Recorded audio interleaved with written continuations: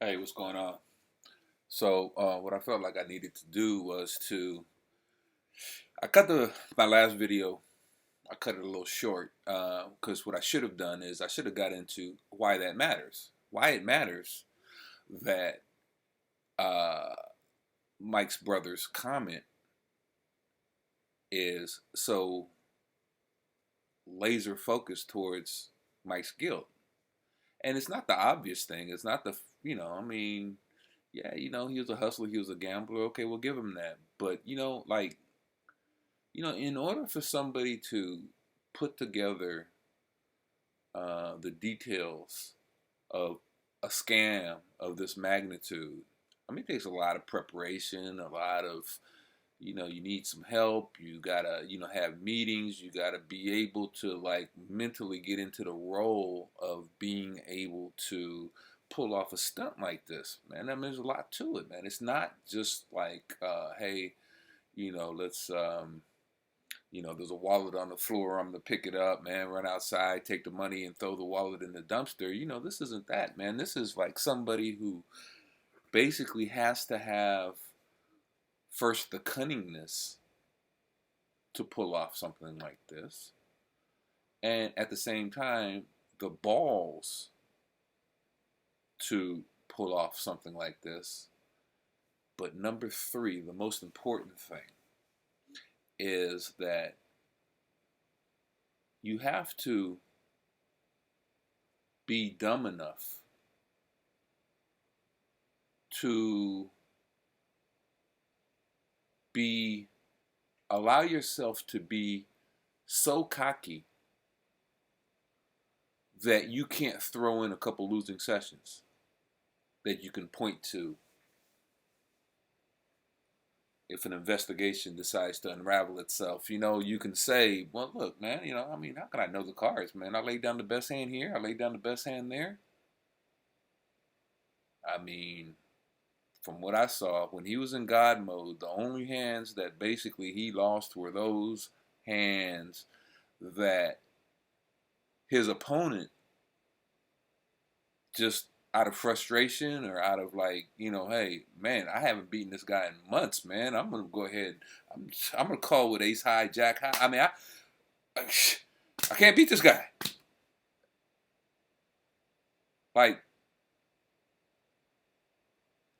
you know, I could imagine, man, being in that poker game, man, and like losing to this guy over and over and over and over and over, and finally just coming to the conclusion, man, I'm gonna call this dude, and man, I gotta make this guy flip over his hand, man. I'm, no, this is not gonna be an uncontested pot, man. I got bottom pair. I'm gonna look it up just for my own peace of mind, man. So I don't, you know, I don't, man. Can you imagine sitting down with a guy and you never beat him? You can't bluff him. You can't win any money off him when you have a hand. Like never. So, my point is that it takes a guy. I don't know how intelligent Mike is. He's probably a very intelligent guy, but he's got that. When you listen to his interviews, he's got that cockiness. He's got that. I'm one of the best players. You guys just don't understand how good I am. I mean, that doesn't address the point.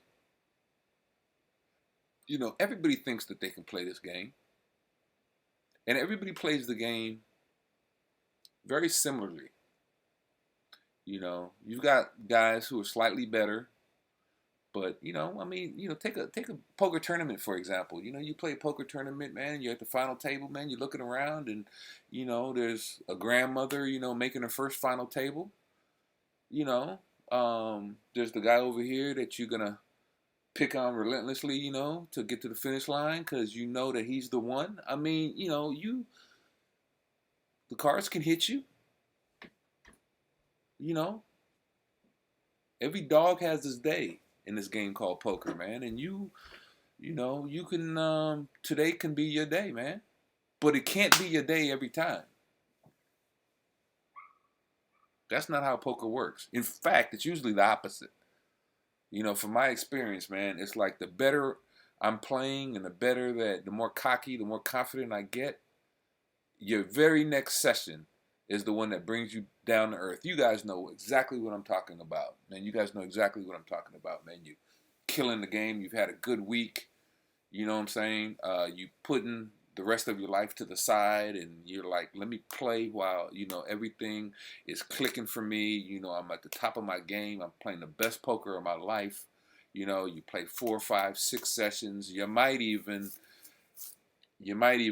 bump up your stakes, man. You might even take it, the 10-20.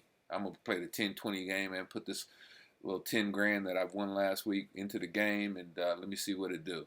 And most often, you get a big dose of reality. And if you're a poker player, you know what I'm talking about. You know what I'm talking about. Poker will make you humble real fast. So, we're talking about Mike's brother. This is part 2. I just wanted to address the fact that, to pull off a caper like this, you got to be thinking in 3D, I would imagine. You got to be thinking in 3D. You can't sit up there and knock off every pot, start laughing at cats, buy them a beer, they're going to forget about it. I'm that nice guy, hey man, I just took $4,000 from you, man, on the river, man, my bad, or I just bluffed you out. Let me buy you a beer, man. Let me buy you, whatever you want. Ha ha ha, it's Jolly Mike. He's got a sickness, man. He's got a sickness, and you can watch.